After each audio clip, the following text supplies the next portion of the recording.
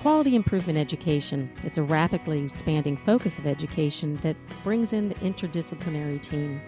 So how does health IT or health information technology improve? What can we expect to see coming down the pike on health IT that might make a difference in how learning is accomplished? We're going to talk about that today. And I'm your host, Alicia Sutton. Today, I'm talking to Dr. Joe Kim, president of MCM Education, a physician himself, and someone who has expertise in health IT. Welcome, Joe. We're glad you could join us. Thanks for having me here. It's a pleasure. This series obviously is talking about lifelong learning, and we've been focusing a lot on quality improvement education. And if I could just start first with kind of your opinion of what quality improvement education is, and then we'll get into some of the health IT aspects that can help us move forward in the quality improvement measurement. Some of the trends that we are observing and noticing in the community especially is that many healthcare professionals never really received any formal training in quality improvement or QI. So we realize that there are many needs as it relates to their understanding just of QI principles.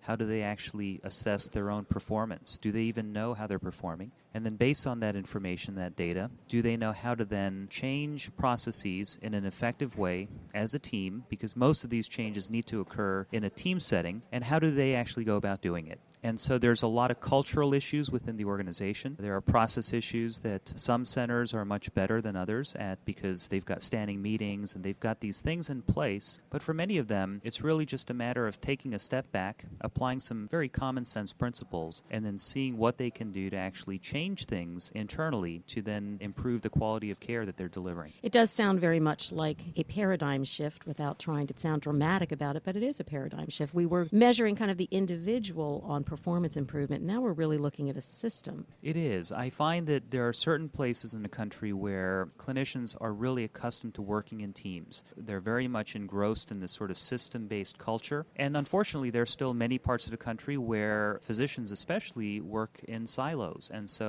they are just responsible for their own tasks, and they're writing orders, and they're expecting other members of the team to do what they need to do, but they're not necessarily embracing or understanding that whole team-based dynamic. And this is part of the reason why the AMA and a bunch of medical schools are really trying to start teaching and ingraining that team-based education and leadership into the medical school curriculum, because traditionally it was never there. So I think the groups of clinicians that understand how team-based care can work and how they can make that more effective, I think they're the ones really at the leading edge, delivering better care and also being much more efficient while they're doing that. And the team obviously includes the patient. We know we have to bring the patient in. So let's talk a little bit about how health IT and your experiences in that area are impacting both the provider and the patient in looking at their data. Yeah, I think when it comes to the patient, one of the buzzwords obviously is patient engagement. You know, what does that really mean? Is it simply them having access to their records and being educated about their disease state and knowing how to better manage their condition? Or is it beyond that? And I think it is much beyond that. I think that there are places where the patients have had access to their health record or personal health record or PHR. Some places call it a patient portal. And so they've had access to that information for a long time, and they are comfortable sharing that information with other members of their family or close friends. And then, of course, there are other patients where it's all traditionally just been paper-based. They never really had access to their records unless they asked for it, and then they often had to wait a long time to even get it. So I think when it comes to patient engagement, all the meaningful use requirements have really been pushing both hospitals and providers to make sure that patients have access to their fundamental core information, like their records and being able to schedule appointments and get refills for their medications and so forth. But I truly believe that as patients gain access to their information and understand what is clinically relevant, and then as they have the ability to share that with other members of their personal care team, like family members and close friends, that ultimately they will become more engaged because people will be asking them, so how are you doing with your diabetes control? Or how are you doing with your blood pressure management? And they're going to have a level of social accountability. They're going to be reminded on a more constant basis. And it's not just when they sit down in front of their computer.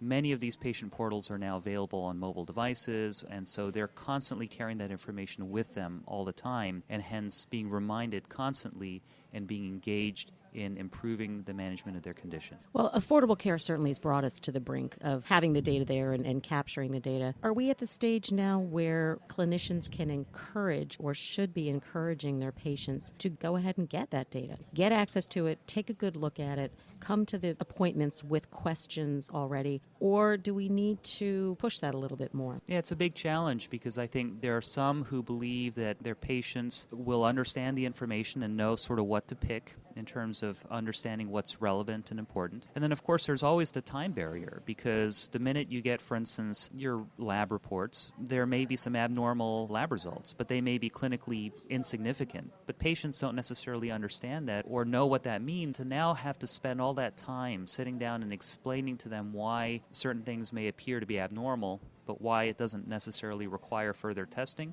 That takes more time. It takes more education. We are at a point right now where it's a challenge both ways. We do want patients to know, for instance, what was your last A1C and what is that goal level that we're trying to get to and how can we get you there? But at the same time, we don't want them coming in, flagging and highlighting all the abnormal lab values that may be completely clinically insignificant and then having them then demand additional testing and just follow-up care. It's still not completely clear cut. It's certainly not a cookie cutter approach by any means. Absolutely. It takes some time and effort to bring it into the circle there of patient care. As a physician yourself, and obviously you are a patient at some point in your life, tell us about some of the more cool technology tools that you've looked at and seen and tested that help people stay on track of their data. I think right now one of the big trends that I have seen and have been able to personally experience are technologies, for instance, like the wearables, these activity trackers, these fitness monitors, so to speak, and there are a bunch of them, some that you clip on your pocket, some that you wear on your wrist. And as I've talked to people who've used these, I've found a couple of things. One is that you're constantly being reminded to move because they say that sitting around, especially for hours and hours a day, is really contributing heavily, much more than we ever thought, to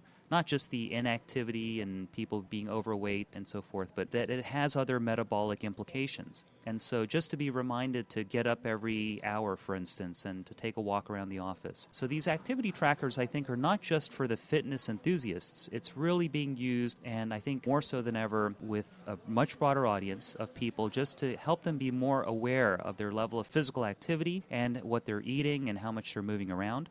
And then, of course, there are disease-specific mobile apps, for instance, and even gadgets that you can clip onto your smartphone, for instance, not only just measure your heart rate, but actually can give you an EKG reading. And in some cases, you can actually transmit that EKG reading to a cardiologist. Patients who have, for instance, cardiac arrhythmias like atrial fibrillation are being prescribed some of these devices that are, in the case of like the EKG monitor, FDA approved as a medical device, and they can check it. So we've heard of many cases, for instance, where patients say, yeah, I get these palpitations in the middle of the night, not really sure what it means. And then, of course, the workup often then requires testing in the lab, Holter monitors, what have you. But now we actually have very low-cost tools like this. Other tools that I've seen are tools that enable parents to actually provide more data when their child is sick.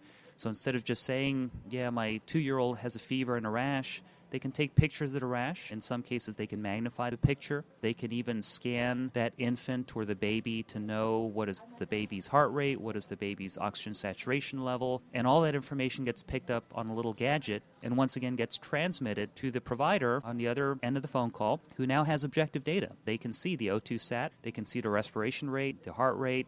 They've got access to so much more information than they've ever had before. So I think we are at a convergence point, and as patients are going to be able to understand how to use these tools, it really will make care delivery much more efficient.